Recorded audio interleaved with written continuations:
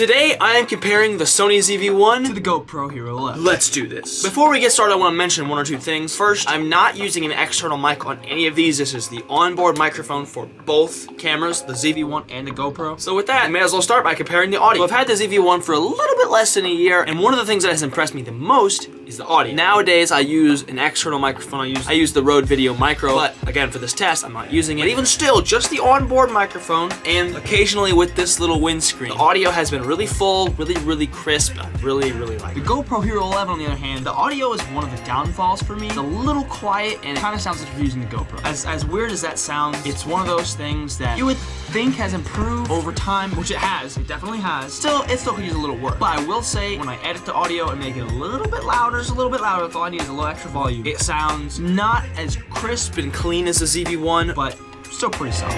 The next category I'm going to be reviewing is the video. Basically, the reason you buy a camera in the first place is for its video quality. But the ZV-1, the video on the ZV-1 is chef's kiss, one of the best things about it. My only beef with the ZV-1's video is, just out of the box settings, video crops in. So it has your main display open. As soon as you hit that record button, it crops you in really hard. And that's kind of annoying because obviously if I'm vlogging, I want to have a wider angle. So what I've done to get around that is I've turned on product showcase mode all the time. Suffers a little bit in the image stabilization quality, but you get a really quick focus and also you get a wider angle. However, the fault in that is if I ever am talking kind of like this with my hand, sometimes if I have my hand too much in frame, focuses on my hand or whatever I'm having in front of me, whatever product showcase mode, it takes whatever's in front. Doesn't even have to recognize a face. It's just whatever's in front. See, this is in front. So it focuses weird sometimes, but I prefer this over a more cropped in shot. Then with the GoPro, the video, 5K quality video, very nice video. The colors are a little bit less, I don't know. I prefer the Sony's colors over the GoPro's colors, but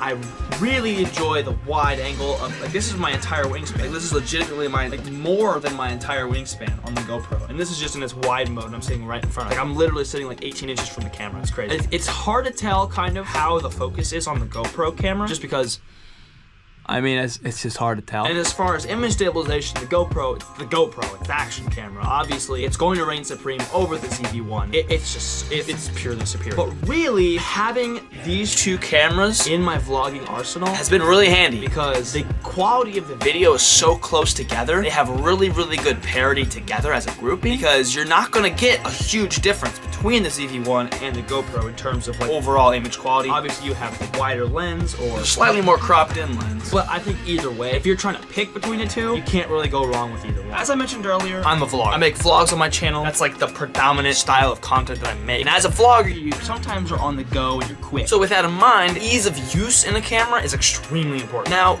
really when comparing both of them side by side in terms of ease of use, there's not a huge difference because I've gotten so used to the Sony ZV-1. I just pop it open. If you have the little viewfinder folded in to where it's not able to see the screen, then as soon as you open it, it turns on, click the button, and it records just within a few seconds. Whereas the GoPro, there's a couple of different ways you can do it. You can turn on the power, and then the screen will open, it'll load up, and you can hit record. Or what you can do is you can just literally whip it out of your pocket, hit record, and it starts recording. My only problem with this is that as soon as you stop recording, the GoPro shuts off. It doesn't go back to the main screen where you can toggle your options, look at your footage and stuff. It literally just turns on, and only to record. As soon as you hit record again, to stop the recording, it kills itself. Which is nice for battery saving, but I kind of would like to keep it open. Obviously, it depends on what you're using it for, though. The next thing I want to talk about with both of these cameras is the price. Now, in terms of the price, the ZV-1 is quite a bit more expensive than the GoPro HERO11. The GoPro HERO11, just the camera by itself, is $500, and the ZV-1 by itself is $750. Obviously, depending on the time of year you get these items, could be up, could be down. Like, for example, I got both cameras at a discount. I got this one, I got the ZV-1 open box, and I got the GoPro during Black Friday. So it's like, it just depends on when you get it, because you could get it cheaper, you could get it at regular price. It just depends. I will say, and I will say that it's